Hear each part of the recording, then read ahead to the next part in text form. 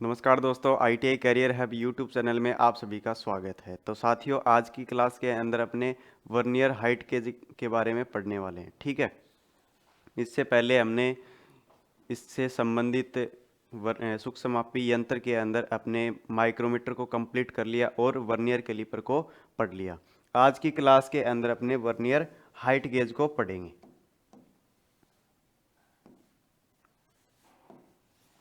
देखो, टॉपिक का नाम है अपना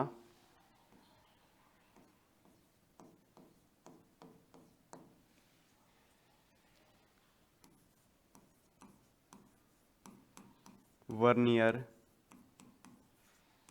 हाइट गेज। ठीक है, वर्नियर हाइट गेज। इसके अंदर सबसे पहली बात,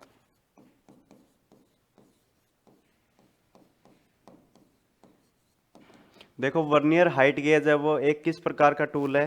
तो वर्नियर हाइट गेज है वो अपना एक सूक्ष्म मापी और मार्किंग औजार है। इसके द्वारा अपने क्या कर सकते हैं भाई, मार्किंग का काम भी कर सकते हैं और जॉब की माप भी ले सकते हैं। तो देखो ये क्या है, प्रिसीजन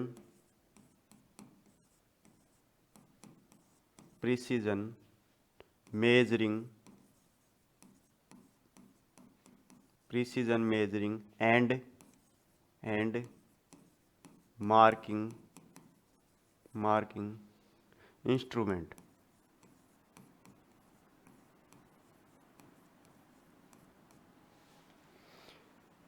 वर्नियर हाइट गेज अपना किस प्रकार का टूल है वही तो अपने बोल सकते हैं, वर्नियर हाइट गेज अपना एक प्रिसीजन मेजरिंग एंड मार्किंग औजार है। उसके बाद में अगली बात, मटेरियल। वर्नियर हाइट गेज किस पदार्थ से निर्मित रहता है। तो मैंने आपको पहले भी बताया कि अपने जो सूक्ष्म मापी यंत्र होते हैं वो निकिल क्रोमियम स्टील से बने होते हैं। Nickel chromium steel, nickel chromium steel. उसके बाद में अगली बात आती है इसकी साइज। एक वर्नियर हाइट गेज की साइज कहाँ से लेते हैं। तो देखो, वर्नियर हाइट गेज के ऊपर जो बीम होती है, बीम की जितनी लंबाई होती है, जितनी हाइट होती है, या फिर इसके द्वारा ली जाने वाली अधिकतम माप ही इसकी क्या कहलाती है भाई, साइज कहलाती है। वर्नियर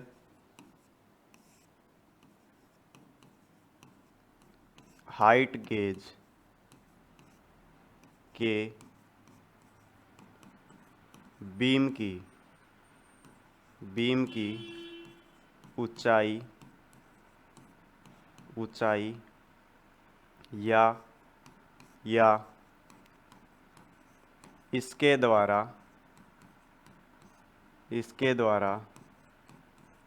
ली जाने वाली इसके द्वारा ली जाने वाली अधिकतम माप इसकी साइज कहलाती है। साइज कहलाती है भाई, बीम की जितनी लंबाई होती है उस पर जितने निशान बने हुए होते हैं वो, या फिर इसके द्वारा ली जाने वाली अधिकतम माप है वो इसकी क्या कहलाती है भाई, साइज कहलाती है। अब देखो, ये हमें कितनी रेंज में मिलते हैं। तो वर्नियर हाइट गेज हमें 0 से लेकर 1000 मिलीमीटर की रेंज के अंदर हमें उपलब्ध होते। ठीक है, उसके बाद में देखो अगली बात करते हैं। अगली बात आती है लिस्ट काउंट। लिस्ट काउंट तो मैंने आपको पहले भी बताया है, लिस्ट काउंट किसे कहते हैं भाई, वह इंस्ट्रूमेंट जिसके द्वारा उसके द्वारा ली जाने वाली छोटी से छोटी माप ही उसकी क्या कहलाती है भाई, लिस्ट काउंट या अल्पतमांक कहलाती है। कम से कम माप। ठीक है, तो देखो, एक वर्नियर हाइट गेज की जो लिस्ट काउंट होती है वो मीट्रिक पद्धति में कितनी होती है भाई, मीट्रिक पद्धति, और दूसरी ब्रिटिश पद्धति।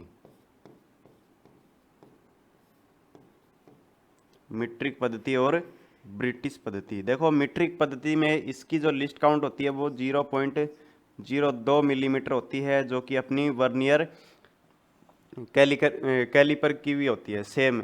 ठीक है, उसके बाद में ब्रिटिश के अंदर इसकी लिस्ट काउंट 0.001 इंच रहती है भाई। ये हो गई इसकी लिस्ट काउंट। अगली बात देखो आती है सिद्धांत। एक वर्नियर हाइट गेज किस सिद्धांत के ऊपर कार्यरत रहता है या फिर किस सिद्धांत के ऊपर काम करता है, तो वहां पे अपने को क्या बताना है, दो स्केलों के अंतर के आधार पर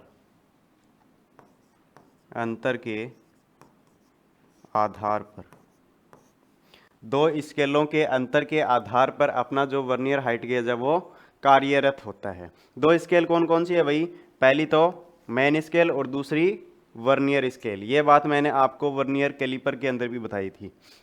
ठीक है, उसके बाद में देखो अगली मुख्य बात, इसका उपयोग।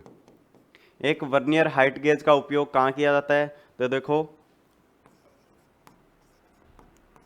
जॉब की ऊंचाई या मार्किंग करना। ठीक है, कोई अपना जॉब है, उसकी अपने सूक्ष्मता के अंदर हाइट मापनी है या फिर उसकी मार्किंग करनी है, ये काम हम किससे कर सकते हैं भाई, अपना वर्नियर हाइट गेज से। ठीक है, अगली मुख्य बात देखो क्या है,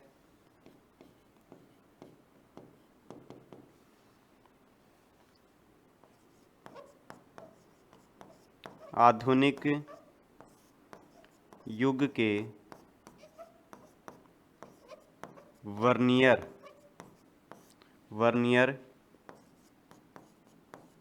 हाइट गेज में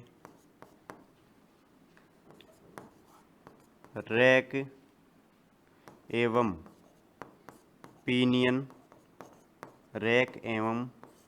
पिनियन मैकेनिज्म कार्य करता है।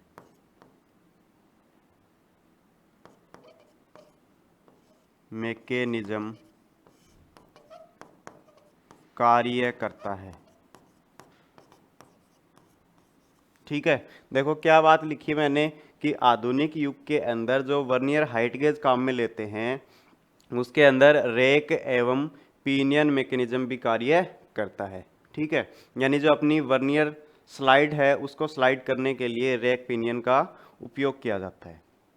उसके बाद में देखो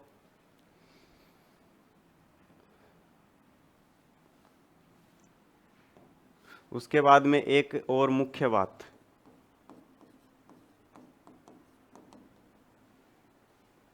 देखो वर्नियर हाइट गेज के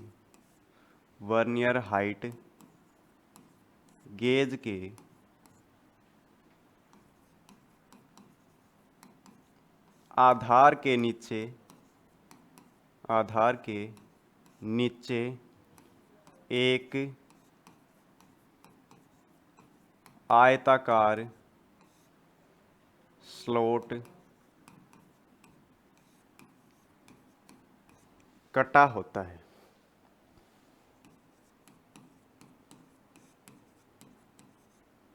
ठीक है, वर्नियर हाइट गेज का जो आधार भाग होता है उस आधार भाग के नीचे एक आयताकार स्लॉट काट दिया जाता है। क्यों काटा जाता है, इसको स्लाइड करने के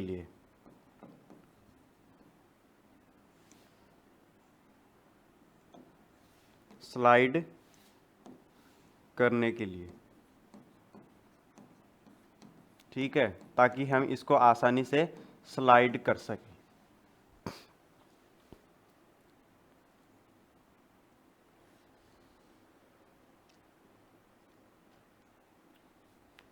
ठीक है भाई, तो वर्नियर हाइट गेज से संबंधित अपनी ये कुछ मुख्य बातें थी। अब अपने देखते हैं कि अपना जो वर्नियर हाइट गेज है वो दिखता कैसे है और उसके अंदर कौन कौन से मुख्य भाग होते हैं। ये देखो, ये जो डायग्राम है ये कौन सा डायग्राम है भाई? वर्नियर हाइट गेज का डायग्राम है। अब अपने हेडिंग लगाएंगे parts of vernier height gauge, parts of vernier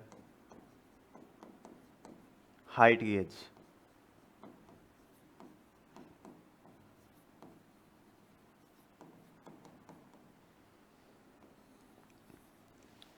इसके अंदर देखो, सबसे पहले हम बात करते हैं ए नंबर की। देखो, ए वाला भाग है, इसको क्या नाम देंगे? ए वाले भाग को अपने नाम देंगे मैन स्केल, मैन स्केल, मुख्य मापनी। उसके बाद में बी वाला भाग कौन सा भाई?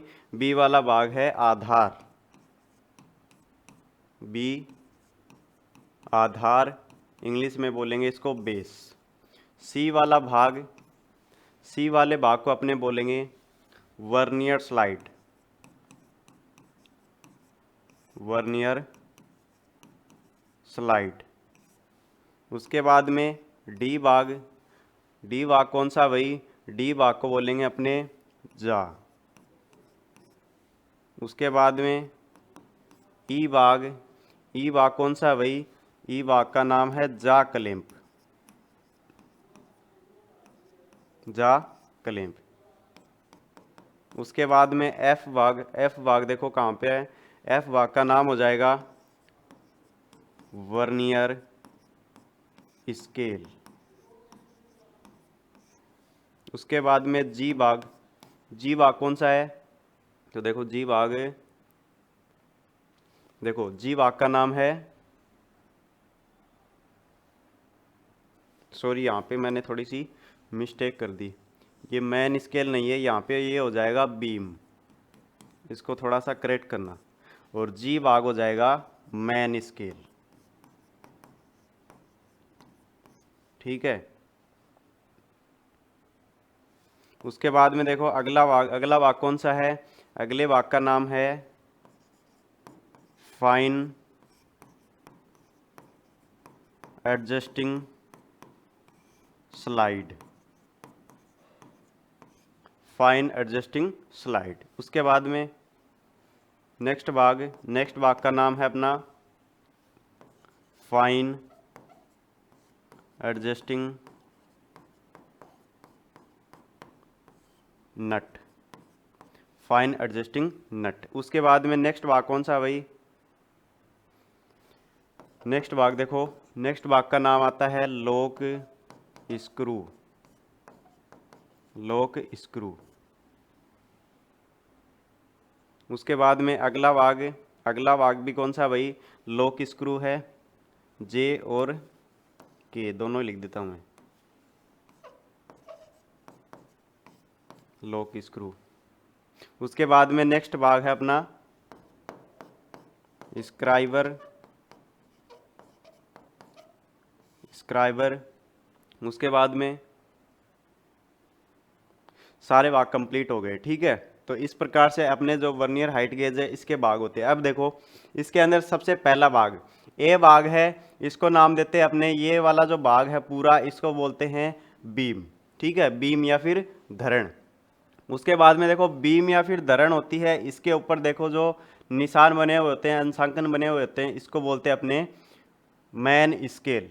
ठीक है, क्या बोलेंगे अपने? इसको मैन स्केल बोलेंगे।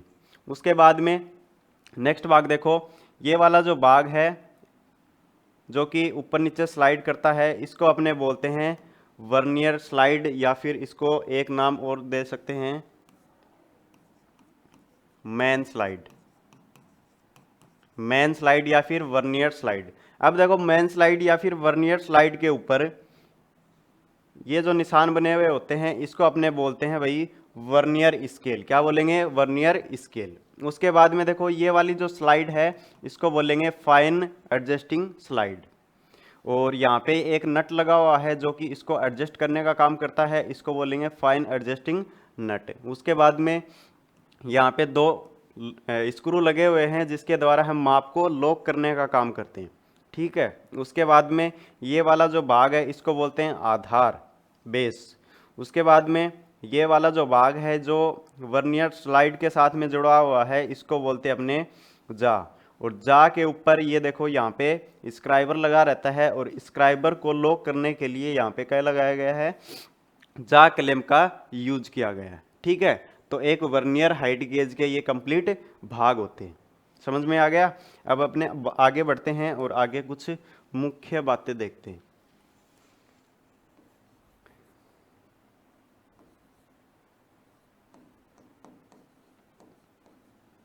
देखो, वर्नियर हाइट गेज के अंदर जो स्क्राइबर काम में लेते हैं वो दो प्रकार के स्क्राइबर काम में लेते हैं भाई।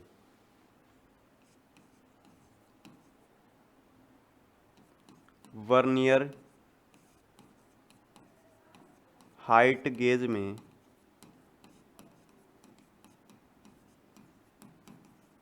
दो प्रकार के स्क्राइबर का उपयोग होता है। उपयोग होता है। देखो, पहला जो स्क्राइबर है उसका नाम मैं लिखता हूं स्ट्रेट स्क्राइबर।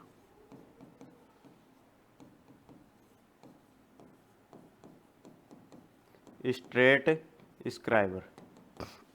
देखो, इस डायग्राम में देखने का प्रयास करना। ये वाला जो डायग्राम है ये किसका है, स्ट्रेट स्क्राइबर, और ये वाला है दूसरा नंबर अपना ऑफसेट स्क्राइबर।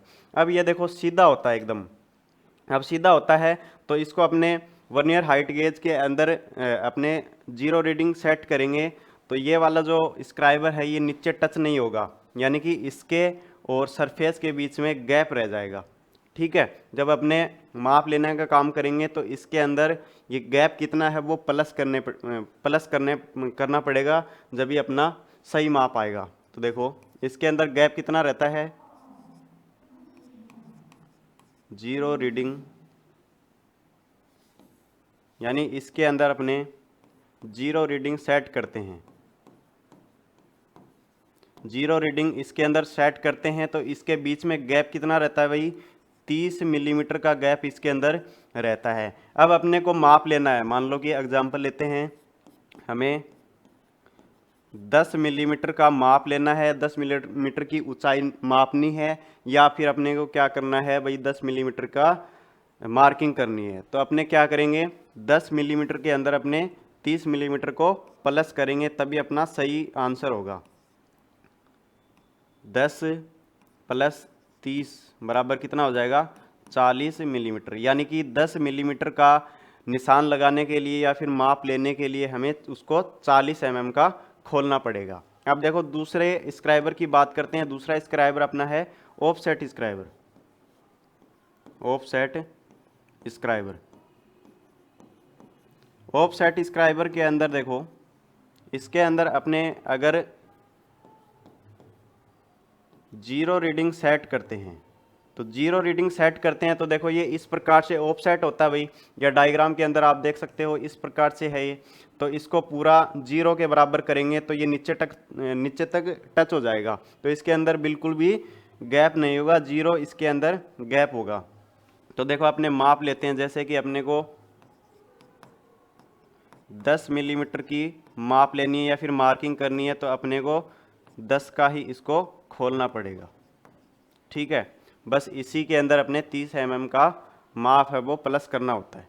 ठीक है, तो ये हुए अपने स्क्राइबर। उसके बाद में ये डायग्राम और देखना, जब अपने वर्नियर हाइट गेज का यूज करेंगे जॉब के ऊपर, या तो अपने मार्किंग करेंगे या फिर अपने क्या करेंगे उसकी ऊंचाई को मापेंगे। तो अपने देखो यहाँ पे सरफेस प्लेट का यूज करेंगे, सरफेस प्लेट के ऊपर ही ये काम करेंगे। सरफेस प्लेट के ऊपर अपने ये वर्नियर हाइट गेज है इसको रखेंगे, और ये अपना देखो जॉब है, यहाँ पे लिखा हुआ है वर्क पीस है ये, और वर्क पीस को सपोर्ट करने के लिए एंगल प्लेट का यूज करेंगे।